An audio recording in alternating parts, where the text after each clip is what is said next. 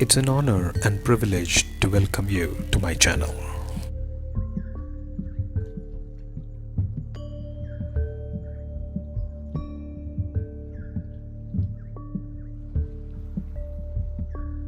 We are in section Virtue, chapter 3, The Greatness of Ascetics, couplet 21. The greatness of a disciplined ascetic provides the courage and strength to a book. Discipline, ascetic, book are mere approximations to the original words, as there are no equivalent English words that could communicate such complex ideas. Discipline here means unique inherent qualities. Ascetic means one who has differentiated what is more important and abandoned what is inconsequential.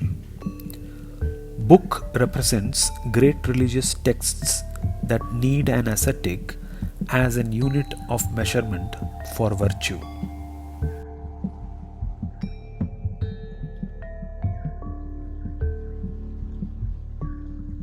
The great poet Thirukkural in this couplet declares, when one recognizes and upholds the inherent talents and tendencies which has flowed as a consequence of karma from the previous births, virtue would grow. If one deviates, then it would take longer or might be difficult to follow the path of virtue. When virtue grows in a person, his sins would diminish. When sins diminish, ignorance stops.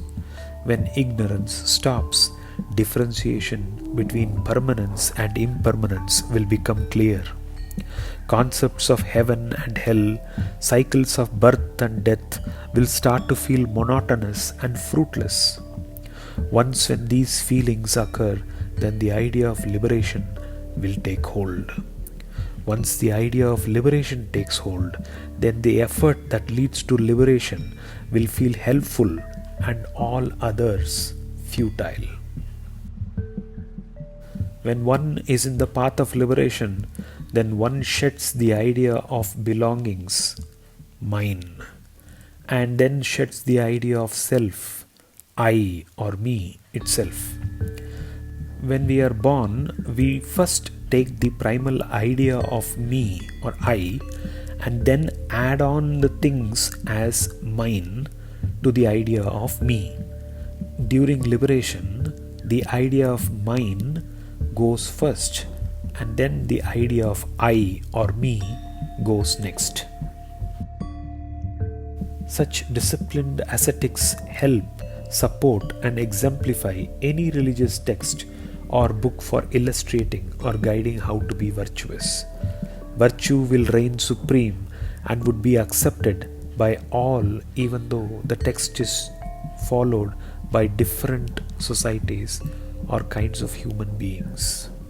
Thus the poet clearly shows that the disciplined ascetics could be considered as yardsticks or units of measure for virtue.